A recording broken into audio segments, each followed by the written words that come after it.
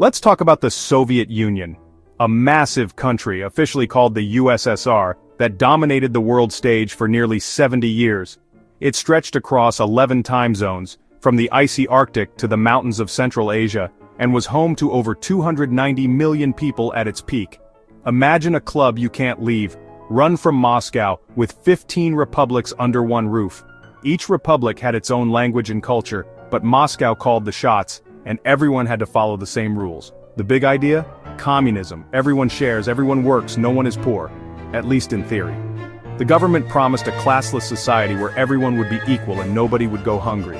The government owned everything, from factories to farms to the corner store that never had bread. Private businesses were banned, and the state decided what was produced, how much, and who got it. It all started in 1917, when Lenin and the Bolsheviks overthrew the czars, promising peace, land, and bread. The revolution was supposed to bring freedom and justice, but it quickly turned into a one-party state. The USSR became a superpower, nuclear weapons, a huge army, and the first man in space. It competed with the United States in everything, from sports to science, and tried to spread its influence around the globe. But the government controlled every aspect of life: your job, your home, even your thoughts. People lived in crowded apartments, and loyalty to the state was expected at all times. No free press, only state-approved news. Information was tightly controlled, and the truth was often hidden behind propaganda. Complain too loudly, and you might disappear.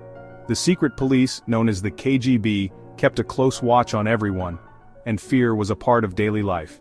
From the outside, the Soviet Union looked unbeatable. Military parades, space launches, global influence. It seemed like a society marching confidently into the future. But inside, the system was cracking. The workers' paradise felt more like a prison, and people were getting restless. Shortages, long lines, and broken promises became the norm. The promise of equality faded, and the cracks in the foundation grew. Discontent simmered beneath the surface as people lost faith in the system. Change was coming, even if nobody saw it yet. The Soviet Union's days were numbered, and the world was about to witness its dramatic collapse. So, what went wrong? How did a superpower, once feared and respected, end up on the brink of collapse? The Soviet economy was a glitchy game, everything planned by a handful of officials in Moscow. These bureaucrats, far removed from daily life, tried to control every detail from their offices. They decided how many shoes, how much steel, how many potatoes, but they rarely got it right. The result? Warehouses of left shoes, cities with no light bulbs, shortages and surpluses everywhere, but never what people actually needed. Great at making tanks, terrible at making toasters. The system could build weapons but struggled with the basics of daily life. Stores were empty, even if everyone had a job. Having money didn't mean you could buy what you needed. To get anything, you needed connections. A black market kept things running behind the scenes. Ordinary people became experts at bartering and trading favors. Officially, things looked stable. Unofficially, nothing worked. The propaganda promised progress, but reality was falling apart. Meanwhile, the USSR poured money into the military, trying to keep up with the US in the arms race. Defense spending took priority over everything else. That meant less for healthcare, housing, or consumer goods. Everyday life suffered as resources were drained away. Then came Afghanistan, a costly, unwinnable war that drained resources and morale. The conflict dragged on, with no end in sight. The economy sputtered. People waited in endless lines and frustration grew. Every day, hope faded a little more. The system was bleeding money, and the cracks were too big to ignore. Decay was everywhere, from factories to homes. The Soviet machine was running on fumes. The promise of a better future had vanished. People wanted change, but the leadership was out of ideas. The old guard clung to power, unable to adapt. The house of cards was about to fall. The end was closer than anyone dared to admit.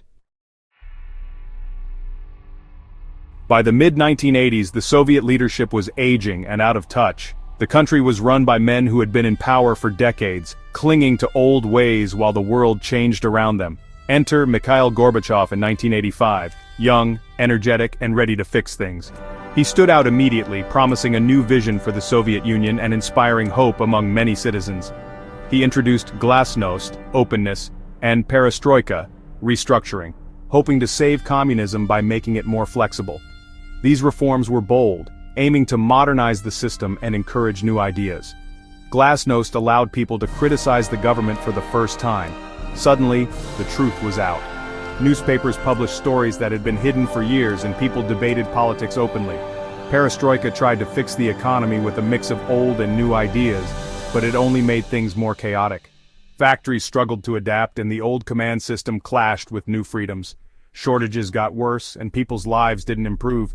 Everyday frustrations grew and faith in the government began to crumble. Gorbachev's reforms exposed just how broken the system was. The more people learned, the more they demanded change, and unrest spread across the country. Meanwhile, Boris Yeltsin emerged, a bold, populist leader who wanted to scrap the old system entirely. He was unafraid to challenge authority and quickly became a symbol of hope for reformers. Yeltsin demanded democracy and a market economy, connecting with people's frustrations. He spoke directly to the public, promising a future where ordinary citizens had a real voice. Gorbachev tried to fix the car, Yeltsin wanted a new one. Their visions for the country couldn't have been more different, and their rivalry grew more intense. Their rivalry defined the USSR's final years. The struggle between cautious reform and radical change played out on the world stage. The cautious reformer and the radical revolutionary were on a collision course. The fate of the Soviet Union hung in the balance as their conflict escalated. The stage was set for dramatic change, and the world watched as history unfolded in real time. Glasnost unleashed more than Gorbachev expected. Across the USSR, non-Russian republics found their voices, demanding autonomy and then independence. The Baltic states, Estonia, Latvia, Lithuania, led the way, forming a human chain in 1989 to demand freedom. Gorbachev was stuck use force and looked like a tyrant, or do nothing and risk losing everything. Nationalism surged everywhere: Ukraine, Georgia, the Caucasus. Old grievances resurfaced.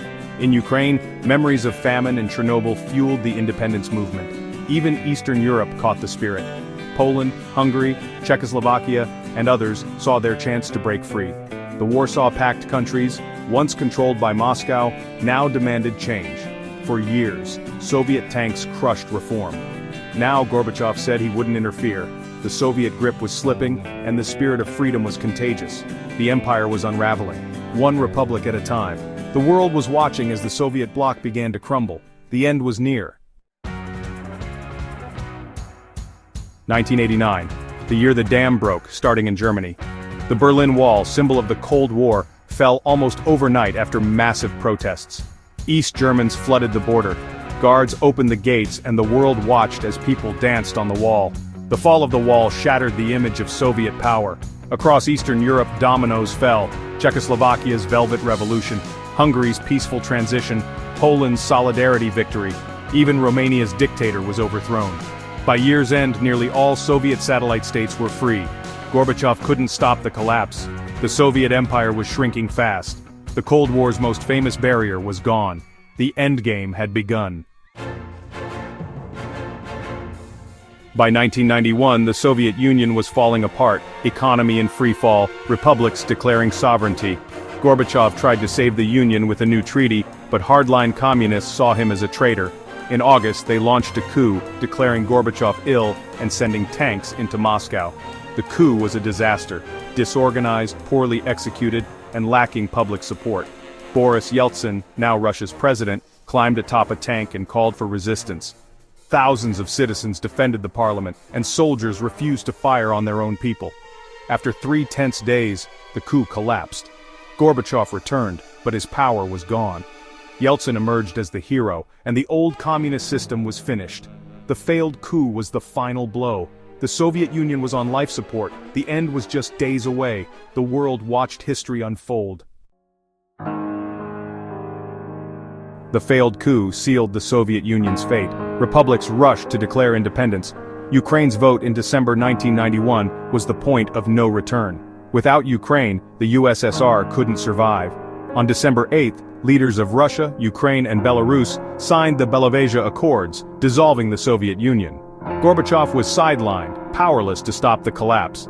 On Christmas Day, he resigned on TV, and the Soviet flag was lowered for the last time. The Cold War ended quietly, not with a bang, but a flag ceremony. The transition to democracy and capitalism was chaotic and painful for millions. Russia faced economic turmoil and the rise of oligarchs, but the world changed. Nuclear tensions eased, and half of Europe gained freedom.